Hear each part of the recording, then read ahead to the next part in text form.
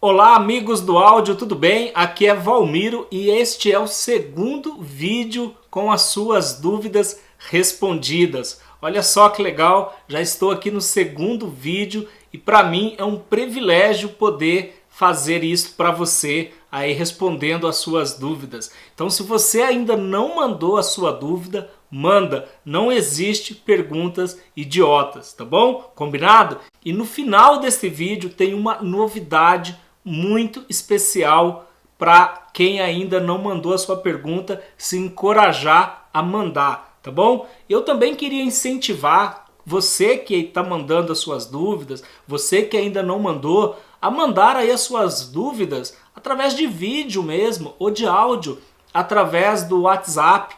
Desta maneira eu posso até colocar as suas dúvidas, o seu áudio aqui no vídeo. Vai ser muito legal. É uma maneira muito legal de vocês participarem aqui do meu canal, tá bom? Então vamos lá para as perguntas de hoje. Eu quero começar pela pergunta que eu não vou responder agora, tá? É pela pergunta do Rafael Ferreira, que ele mandou uma pergunta muito legal, porque eu tenho certeza que essa pergunta faz parte aí do cotidiano da maioria dos técnicos de som espalhado pelo Brasil. E é na pergunta do Rafael que vai rolar mais uma novidade aqui no canal do YouTube, no meu canal do YouTube, tá bom? Então, Rafael, aguenta aí, cara, segura, porque a sua pergunta ela é muito legal e a resposta para ela é muito especial, tá bom? Então aguenta aí. Vou separar aqui a pergunta do Rafael e vamos então para a pergunta do Marcelo Palermo. Quer saber se no vídeo que fiz sobre teste de cabo, se o P10 do P10 XLR é balanceado. Sim, Marcelo. Próxima pergunta é do Rodinei Galvão. Uma dúvida quanto aos espaguete. Qual devemos utilizar para fazer cabos estéreo, SC30, Santo Ângelo? Rodinei, você pode utilizar várias medidas de termos retráteis aí para você ir testando qual que funciona melhor para você, tá bom? Eu costumo usar o termo de 3mm, de 7mm, de 9mm, e os termos retráteis eles não são assim tão caros, né? Dá para você aí fazer algumas experiências ou comprar umas medidas aí que talvez seja mais fácil para o seu trabalho. Tem pessoas que preferem umas medidas, tem pessoas que preferem outras. Eu sugiro então que você compre aí a partir de 3mm, 4, 5, 6, 7, até 9 e vai testando, tá bom, Rodinei? A próxima pergunta aqui é do Felipe, da Igreja Quadrangular Cariacica Espírito Santo. Galera, outra coisa legal, se você quiser aí fazer a sua pergunta, coloca a sua cidade, coloca aí de onde você é bem legal, faça aqui igual o Felipe, de Cariacica, Espírito Santo. Como montar um multicabo para a mesa de PA e monitor? Será que interfere no Phantom Power? Cara, essa pergunta é muito massa. Essa pergunta é interessantíssima porque ela é uma dúvida geral aí de muitas pessoas, tá bom? Felipe, primeira parte da sua pergunta, cara, montar um multicabo que vai ser utilizado tanto na mesa de PA quanto na mesa de monitor é como fazer um cabo Y. Você vai enviar o mesmo sinal para duas mesas diferentes. Então lá dentro da banheira você vai ter que juntar as pontas dos dois multicabos, tá bom? É desta maneira que você vai montar o seu multicabo. Todas as vias você vai ter que juntar as vias do pino 1, do pino 2 e do pino 3 dos dois multicabos. É desta maneira. A segunda parte da sua pergunta é muito legal. Eu nunca presenciei algum problema causado por utilizar o Phantom Power das duas mesas. Mas a recomendação é que você deve utilizar o Phantom Power de apenas uma das mesas, tá bom? Então o risco de você causar um problema aí, de danificar alguma coisa, ele existe sim. Então evita utilizar o Phantom Power das duas mesas, beleza? Escolhe uma das mesas e usa para fazer a alimentação aí dos seus dispositivos que precisa de Phantom Power como Direct Box e os microfones condensadores. Beleza? Muito boa a sua pergunta, Felipe de Cariacica. Próxima pergunta aqui é do Fábio Paulo Almeida. Amigo, essa placa de áudio serve para fazer alinhamento com Smart. E onde encontro essa placa? Procurei em algumas lojas, mas não achei. Você deve estar se referindo a esta placa aqui, Fábio, que eu estava utilizando no vídeo. Esta placa eu acho que já é uma placa descontinuada. Se você encontrar aí na internet, vai ser usada, tá bom? Então, é por isso que você não achou. Ela já é um modelo um pouco mais antigo aqui da Roland, mas que eu ainda uso e funciona muito bem. E ela serve sim para fazer alinhamento. Eu entendi que você deve estar perguntando desta placa, né? Porque você não me mandou nenhum vídeo, nenhuma imagem, nada, pelo menos eu não vi. Se você estiver se referindo a esta placa que eu estou utilizando para testar cabos, ela serve sim para fazer os seus testes de alinhamento também, o seu alinhamento de sistema, tá bom? Os requisitos é que a placa tenha pelo menos 2 entradas de áudio, ok? Desta maneira você consegue fazer o alinhamento de qualquer e todo sistema. Beleza, Fábio? Próxima pergunta é do DJ Diego Freitas. Valmiro, parabéns, aprendi muito com seus vídeos. Qual placa eu uso e qual você indica? Quero comprar uma placa para começar a colocar em prática o que você está ensinando. É quase parecido com a pergunta ali de cima. Cara, para você que está começando, não precisa fazer um investimento aí em placas muito caras, né? Porque as placas, os equipamentos de medição, eles são importantes, mas eles não vão interferir tanto assim no resultado da sua medição, tá bom? O mais importante na sua medição é a sua capacidade de interpretar os dados que o software vai te apresentar, tá bom? Então não precisa fazer um investimento muito alto aí numa placa. Quanto a marcas, você pode optar por uma Roland um pouco mais simples, você pode optar por uma M-Audio, tem placas bem legais, ou até própria Behringer também, tem umas placas com um preço bem acessível, tá bom? Então essas são as 3 marcas aí que você pode procurar e ficar tranquilo quanto ao resultado, beleza? Próxima pergunta aqui é outro Felipe, e é muito parecida com a outra pergunta. O Felipe quer saber se o cabo que eu usei é mono ou estéreo. É estéreo, ok? É um cabo TRS.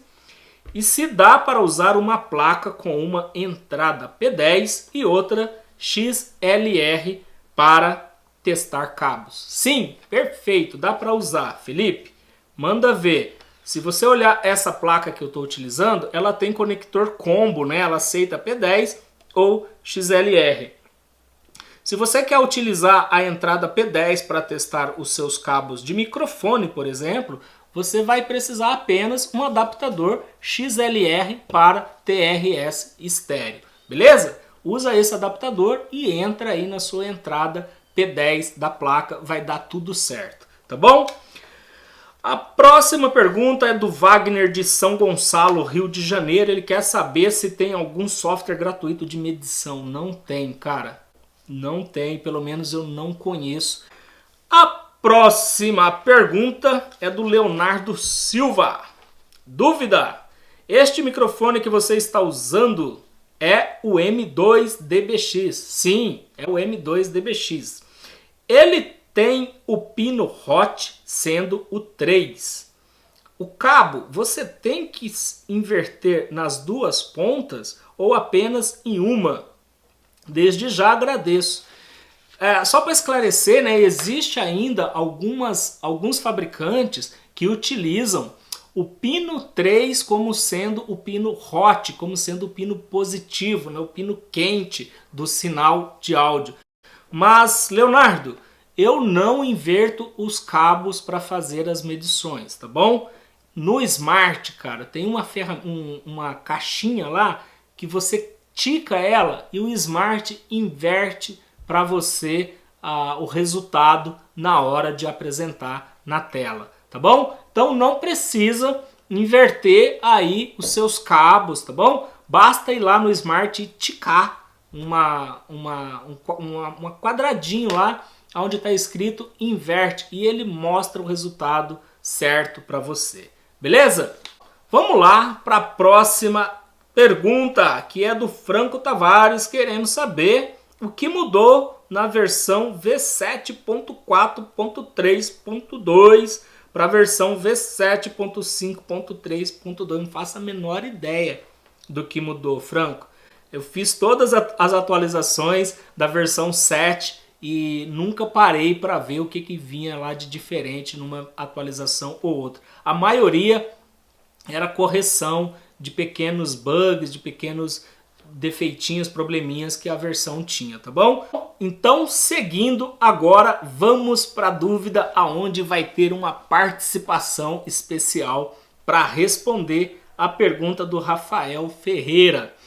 E antes de eu falar a pergunta, antes de eu ler a pergunta do Rafael, deixa eu falar para você quem vai responder esta pergunta. Rafael, se prepara aí, cara, se segura, porque eu enviei a sua pergunta para um especialista. E agora, aqui no canal, vai ter sempre que precisar a participação de um especialista, tá bom? E o especialista que vai responder a sua pergunta, que eu tenho certeza que é a pergunta de muitos profissionais de áudio pelo Brasil, é nada mais, nada menos do que Alexandre Rabasso.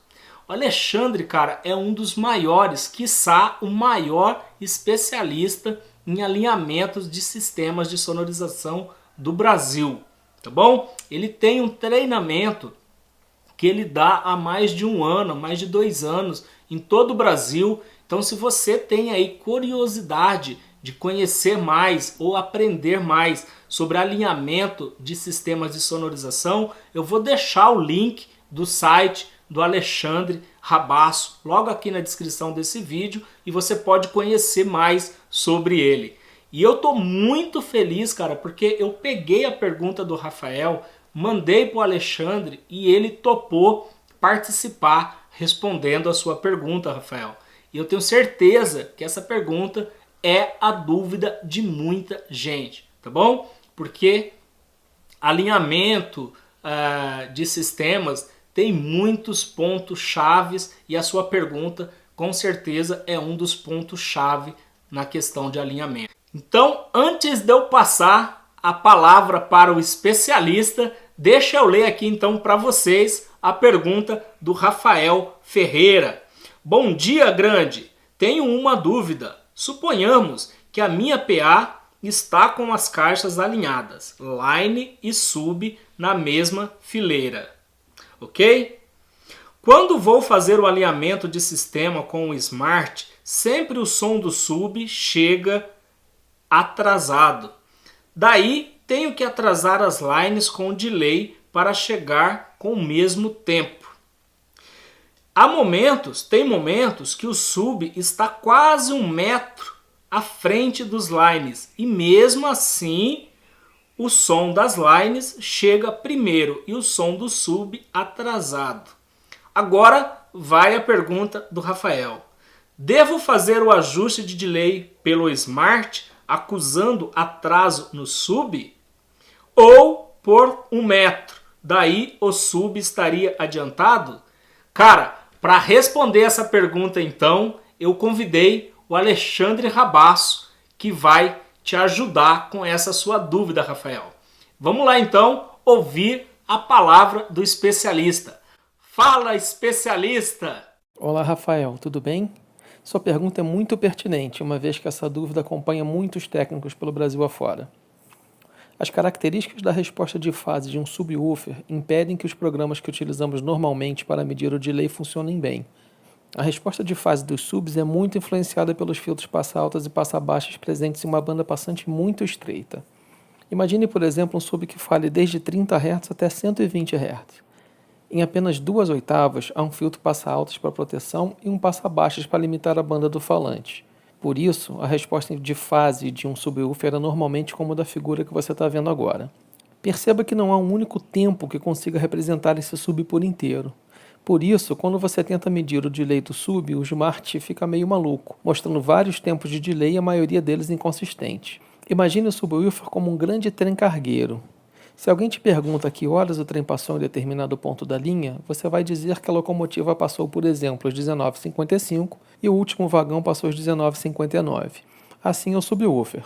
As frequências mais altas passam primeiro, as frequências mais baixas passam depois.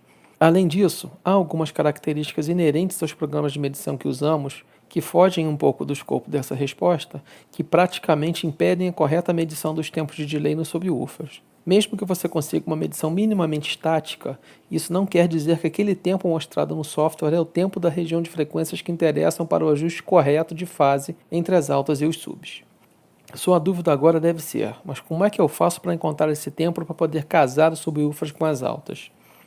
Na verdade, você precisa utilizar a curva de fase da região de crossover acústico entre as altas e os subs. Nesse ponto, você precisa que as curvas se sobreponham. Veja a segunda figura aqui. Temos os subwoofers representados pela linha vermelha e as altas representadas pela linha azul. Perceba que na região de crossover acústico, assinalada pelo círculo preto, há grande separação entre as curvas de fase. O objetivo aqui é que nessa região de crossover haja coincidência de fase. Quanto mais inclinada para baixo estiver a curva, mais atrasada estará esta frequência em relação às outras que apresentam menor inclinação. Por isso, nesse exemplo, precisamos atrasar os subs. Eles aparecem adiantados em relação às altas, pois possuem uma curva com menor inclinação. O resultado final deve ser como aparece nessa terceira figura. Para fazer isso, primeiro você mede o tempo de delay das altas apenas. Guarde na memória do software as respostas de fase e amplitude. Depois, dê um mute nas altas e toque somente o subwoofer, sem ajustar novamente o delay, sem mover o microfone. Você vai perceber a diferença de inclinação entre as curvas bem na região do crossover. Ajuste os tempos no processador conforme necessário e pronto. Suas altas estarão em fase com os subs. Era isso, Rafael? Ficou claro ou só piorei tudo? Se restou alguma dúvida, não deixe de entrar em contato, ok? Grande abraço e obrigado ao Valmiro pela oportunidade de participar dessa iniciativa incrível. Fiquei muito lisonjeado com o convite. Até a próxima. Muito obrigado, Alexandre, por sua participação. Eu tenho certeza que essa dúvida é a dúvida de muita gente. E aí, Rafael? E você? Gostou, cara? Era isso? Era essa a sua dúvida? Se sim, dá um like, deixa seu comentário e compartilha esse vídeo aí com os seus amigos, tá bom? Bom, para quem quiser saber mais aí sobre o Alexandre Rabassa, eu vou deixar na descrição desse vídeo o endereço do site dele. Clica lá e acompanha o Alexandre, tá bom? Grande abraço a todos, nos vemos no próximo vídeo com mais dúvidas respondidas.